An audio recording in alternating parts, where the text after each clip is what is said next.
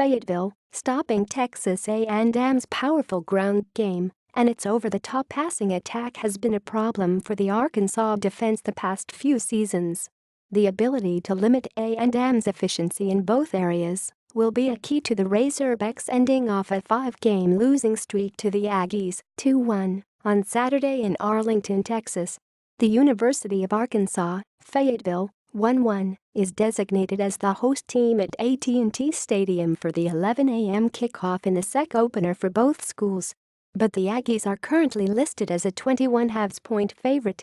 Texas A&M's rushing offense ranks 17th nationally and number 2 in the SEC with 252 rushing yards per game.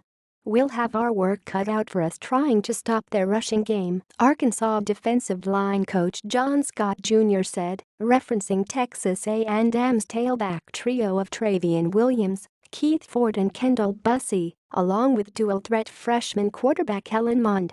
The Aggies turned last year's game with Arkansas into a track meet, with quarterback Trevor Knight and Williams, a freshman, each running for more than 100 yards as part of A&M's 366-yard rushing attack.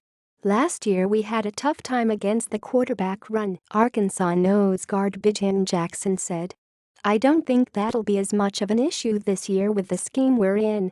Knight operated A&M's red option out of the spread, rushing 10 times for 157 yards, including touchdown runs of 42 and 48 yards. The second score came with Arkansas leading 17-10 with 13 seconds left in the first half. The score was tied at 17-17 in the third quarter when the Aggies struck, after stopping Arkansas's 19-play, 94-yard drive at the 1. Knight threw deep down the right sideline to Josh Reynolds for a 92-yard touchdown to put the Aggies ahead to stay. Williams had fourth-quarter touchdown runs of 33 and 22 yards en route to his 153 yards. He sat out last week's 45-21 victory over Louisiana Lafayette with an ankle injury, but is expected back against Arkansas.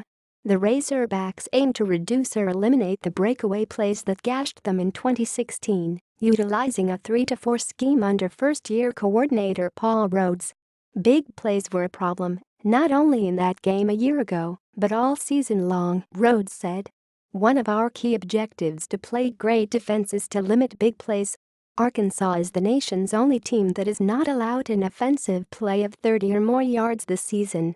TCU had to work for its scores against the Hogs. Its longest play in a 28-7 victory 2 weeks ago was a 22-yard pass in the flats. "I've got a ton of respect for Paul Rhodes, the way he's done things, how they play with great effort," Texas A&M coach Kevin Sumlin said. "All you've got to do is look at the numbers and they'll tell you all you need to know. TCU is very talented on the perimeter and at running back. To do what they've done and not give up big plays, I think that says all you need to know about their defense." The Aggies will enter their third game with the true freshman Mond and senior Jake Hubenak at quarterback after Nick Starkel suffered a broken ankle in the season-opening 45-44 loss at UCLA.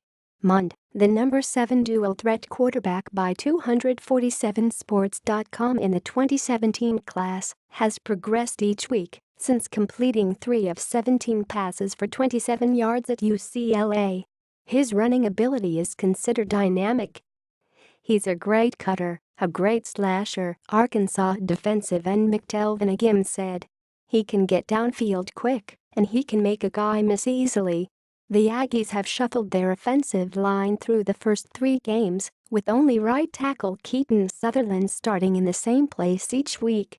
Sumlin said Eric McCoy's return to center, after starting last week at left guard, gives the Aggies their best lineup on the front. The other starters project is left tackle Coda Martin with Connor Lanphier and Colton Prater at guard. The Razorbacks believe staying true to their assignments is the key to slowing the Aggies' ground game and making Mond pass to beat them. "We've got to get guys where they're supposed to be," linebackers coach Vernon Hargreaves said. "We've got to be assignment sound, stay in our gap," linebacker Dejan Harris said.